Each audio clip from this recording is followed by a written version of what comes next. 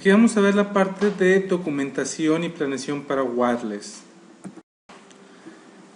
Este examen de switch en realidad le quitaron un poco de wireless. En la parte del blueprint al menos no dice de que se deba de saber cómo se configura un access point o cómo se configura un wireless LAN controller. Ya sé que lo vimos en el video anterior, cómo se configura un wireless LAN controller, y se enfoca un poco más, o más bien se enfoca simplemente, hablando de configuración, a la parte del switch, que hay que configurarle al switch donde está conectado el access point o el wireless LAN controller. La teoría sí es importante que la revisen para este examen de cualquier manera. La parte de cómo se configura el wireless LAN controller, la verdad no tanto, no es tan complicado como ya lo vieron. Entonces vamos a ver nada más este pequeño slide para que no se nos olvide qué es lo que debe de llevar de configuración un switch.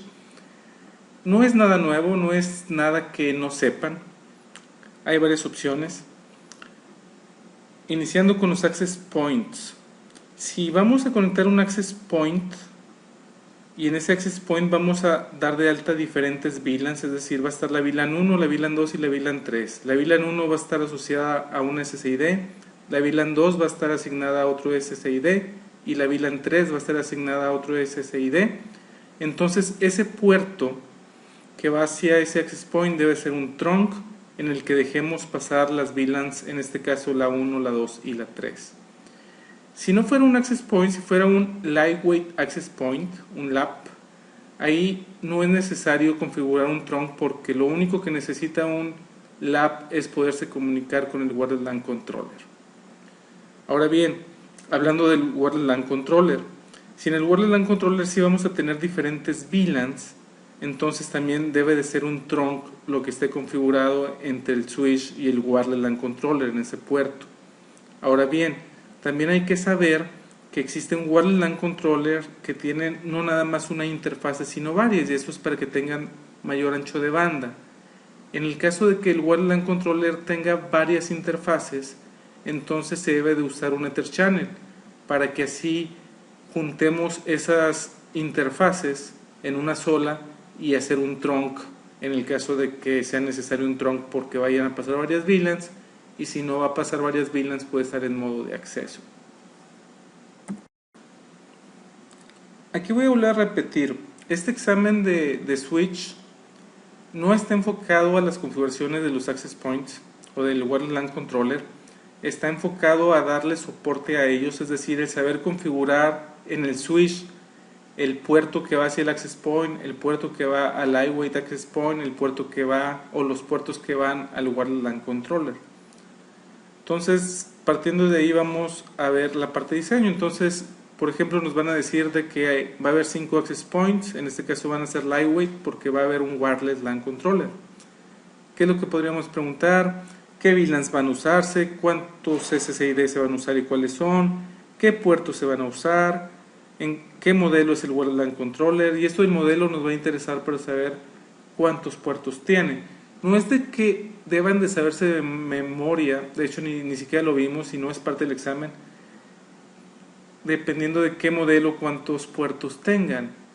En realidad eso no es irrelevante para este examen, pero sí hay que saber de que existen modelos de que tienen nada más un puerto, que tienen 2 puertos, que tienen 3 puertos.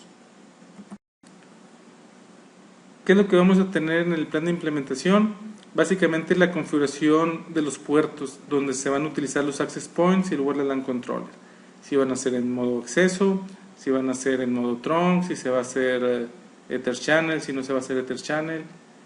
Todo eso es lo que debe de ir en el plan de implementación. ¿Qué es lo que nos pueden preguntar si nosotros hicimos el plan de implementación? ¿O qué podemos preguntar nosotros si alguien más hizo el plan de implementación y nos toca revisarlo? Es por qué configuraste un trunk, por qué utilizaste el comando allow VLAN, por qué estas VLANs, etcétera, etcétera. Posibles respuestas: el wireless LAN controller tiene 3 puertos, entonces configuré un trunk y un Ether Channel. y se utilizó el trunk, aquí no viene, pero se utilizó el trunk porque hay varios SSIDs y en cada SSID es una VLAN diferente, entonces necesitamos que varias VLANs lleguen al Wireless LAN Controller. ¿Por qué utilizaste el Allow VLAN? Porque solamente vamos a dejar pasar las VLANs que necesita el Wireless LAN Controller y ni una más, y esto es por cuestión de seguridad. No es necesario pasar VLANs que no vaya a usar el Wireless LAN Controller en ese trunk. ¿Qué comandos vamos a usar para verificar? Esos pueden ser algunos.